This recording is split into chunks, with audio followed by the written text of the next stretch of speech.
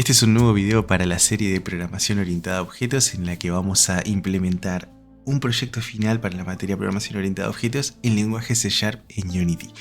En la tarjeta de la esquina y en la descripción voy a dejar el link a la lista de reproducción completa por si recién llegás y querés ver la evolución de esta serie. Y en este video lo que vamos a hacer es ver un poco más de detalle lo que es el diagrama de clases que propuse para resolver el problema y algunos diagramas que representan las funciones que fueron definidas. Acá tenemos el informe y acá en esta primera parte lo que hice fue como un resumen de lo que eran las consignas, ¿no? Como planteando cuáles eran las condiciones que tenía que cumplir el proyecto. Esto no es necesario que lo veamos en detalle ahora, más bien podríamos dejarlo para el momento en el que vayamos a hacer una implementación, informarnos bien sobre qué es lo que hay que hacer exactamente. Y ahora de lo que me gustaría hablar en este video es sobre este diagrama que vemos aquí, que es el diagrama de clases que propuse para resolver el proyecto. Aquí tenemos, a ver, vamos por partes. El diagrama de clases sería esto que está aquí, ¿no? Esto que está interconectado con flechas. Mientras que estos otros cuadros con nombres y más nombres sería como un diagrama UML, pero solo que le faltan las funciones. Básicamente lo que vemos es un poco de detalles de cada clase, las variables que tienen definidas en su interior, variables y objetos. Pero bueno, vamos a ver el tema del diagrama de clases. Para empezar, vamos a hacer un poco de zoom. Las clases, para empezar, cada uno de estos cuadros representa una clase de programación. Por ejemplo, tenemos una clase llamada mundo, tenemos una clase llamada fuente de alimento, una clase llamada hormiguero y así sucesivamente. En Unity las clases de programación las definimos creando un nuevo script. Cuando creamos un script nuevo, automáticamente se define una clase que se llama exactamente igual al nombre que le dimos al archivo. Y algo que hay que tener en cuenta es que esa clase nueva que creamos va a heredar de una clase llamada monoBehavior. Y esto tiene ciertas implicancias. Y dependiendo del caso vamos a ver si esa herencia de monoBehavior nos va a servir o podríamos eliminarla y hacer que nuestra nueva clase herede directamente de la clase Object, que sería como la clase de mayor jerarquía. Pero bueno, fíjense en este detalle. Acá tenemos una clase llamada mundo y tenemos una clase llamada hormiguero. Y hay una flecha que conecta al mundo con el hormiguero, en ese sentido, ¿no? Es como que la flecha parte de mundo y va hacia hormiguero. Y además tenemos este texto aquí que se ve un poco extraño. Bueno, esto lo que significa es lo siguiente. Dentro de la clase mundo vamos a tener una referencia de hormiguero. Una o más referencias, ¿no? Este 1 punto suspensivo X quiere decir uno o más. Quiere decir que dentro del mundo, o esto podría interpretarse como que el mundo, la clase mundo, conoce varios hormigueros, ¿no? Tiene la referencia de todos los hormigueros que están en su interior. Y si el mundo tiene la referencia de todos los hormigueros que están en su interior, va a poder leer variables de cada uno de los hormigueros y ejecutar funciones. Otro ejemplo es que el mundo tiene una o más referencias a fuentes de alimentos, las fuentes de alimentos que van a pertenecer al mundo. Y si se fijan aquí, tanto la fuente de alimento como el hormiguero tienen la referencia a una posición. Esta posición sería una clase que nos permite representar una posición, como lo indica el nombre de la clase. Si se fijan aquí tenemos las variables X e Y. Esto tal vez no lo necesitemos porque en Unity ya tenemos herramientas para representar posiciones, por ejemplo los vectores, vector 2, vector 3. Pero bueno, en este lenguaje de programación lo tuve que implementar. ¿Qué más tenemos por acá? Un hormiguero tiene asociado un color, ¿no? Es como, por ejemplo, en el juego Age of Empires, como que cada imperio tiene su propio color y sus edificios muestran ese color de alguna forma, o también los aldeanos, guerreros, las unidades, tienen ese color que representa a cada una de las naciones. Esa es la idea. Otra cosa que podemos ver aquí es la estructura que va a definir a todas las hormigas que van a estar dentro de la simulación. Es esto de aquí. Fíjense que comenzamos con una clase llamada hormiga, que a propósito, un hormiguero tiene la referencia de una o más hormigas, quiere decir que el hormiguero conoce a todas sus hormigas, ¿no? Y puede leer variables y ejecutar funciones si así lo desea. Y bueno, esta clase hormiga, que está como en la jerarquía máxima, representa a todas las hormigas. O sea, en este punto, hormiga podría ser cualquier tipo de hormiga. Una reina podría ser una obrera, una exploradora o una guerrera.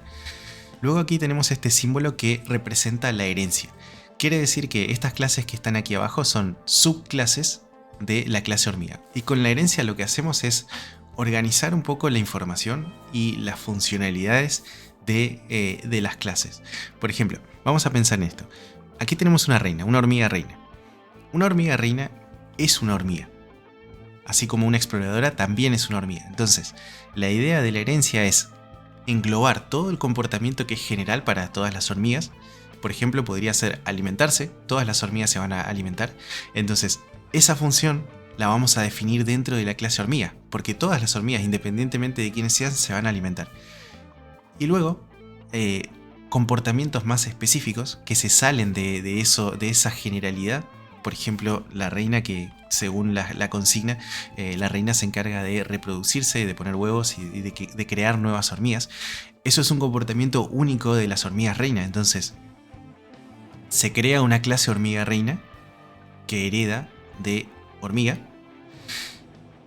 En hormiga se resuelve lo más esencial que hacen todas las hormigas, mientras que en la clase reina se resuelve lo que sería el comportamiento más específico de las reinas, como por ejemplo la reproducción. Aquí implementé una clase auxiliar llamada hormiga móvil, básicamente porque la hormiga reina nunca sale del hormiguero, mientras que las obreras, las exploradoras y las guerreras sí salen y podemos ver los objetos moviéndose por el escenario. Y lo que hice dentro de esta clase fue representar cómo es el movimiento de las hormigas, o sea, cómo hacer que se dirijan hacia una posición, por ejemplo. Esto lo hice de esta manera porque las exploradoras se mueven, las obreras se mueven, las guerreras se mueven. En lugar de definir en cada una de estas clases la función para moverse, la defino en un solo lugar y luego hago que esa función la hereden las demás clases y la puedan utilizar. Bueno, y finalmente tenemos estas tres clases que cada una tiene una función específica. La exploradora hace su trabajo de determinada forma, las obreras hacen su trabajo de determinada forma, las guerreras hacen su trabajo de determinada forma. Aquí estaría el comportamiento propio de las hormigas exploradoras. Ahora, desde el punto de vista de un hormiguero, aquí, o sea, en el contexto, ¿no? Si nos paramos aquí en el hormiguero y vemos nuestras hormigas. En este punto lo que nosotros tenemos es una lista de todas las hormigas que están en nuestro interior. Y por ejemplo, al ejecutarle funciones a estas hormigas, no nos interesa en principio si la hormiga a la que le estamos ejecutando una función es una reina, o es una obrera, o es una guerrera, una exploradora. El hormiguero simplemente va a tratar con hormigas y le va a ejecutar funciones. Pero estas funciones van a tener un efecto distinto dependiendo de cuál sea la hormiga a la que le estamos ejecutando la función.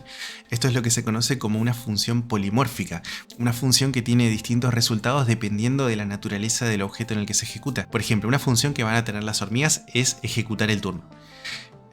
Y esa función va a estar definida en la clase hormiga, por lo tanto, todas las hormigas jerarquía abajo la van a heredar. La reina, la exploradora, la obrera, la guerrera van a tener su función ejecutar turno, pero es algo que va a estar definido aquí. El punto es que cuando el hormiguero llame a esa función ejecutar turno, desde el punto de vista del hormiguero, la función que está ejecutando es la misma, pero desde el punto de vista del objeto que recibe esa función, o sea, la hormiga en particular a la cual están ejecutando, ella va a tener como su propia responsabilidad y va a saber lo que tiene que hacer, ¿no? Y esa es la idea del polimorfismo, una función que se llama de la misma forma, pero el efecto que va a tener depende de la naturaleza del objeto. Y bueno, del diagrama de clases lo que nos quedan son estas 4 clases que las he llamado guerra de hormigas visual, fuente de alimento visual, hormiga móvil visual, hormiguero visual. Esto es porque en el programa que utilizamos para modelar este proyecto no tenía prácticamente nada definido que nos sirva como para hacer representaciones visuales. Entonces tuve que separar ese comportamiento como la parte visual, lo que realmente se va a ver, del elemento en sí que está gestionando la información. Tal vez se pudo haber resuelto de otra forma, pero bueno, esta es la manera en la que encontré de resolverlo cuando ya el proyecto estaba muy avanzado y me tocó hacer la parte de representación visual. Hay que tener en cuenta que este diagrama no es que salió de la nada, ¿no? O sea que me puse a pensar y estuve un montón de horas pensando y de pronto di con la solución. Fue algo que se fue gestando, por así decirlo, ¿no? En base a experimentos y demás se fueron acomodando las clases, definiendo bien los nombres, la relación que hay entre las clases y bueno, y este fue el resultado final, pero este diagrama sufrió muchas transformaciones en todo el proceso.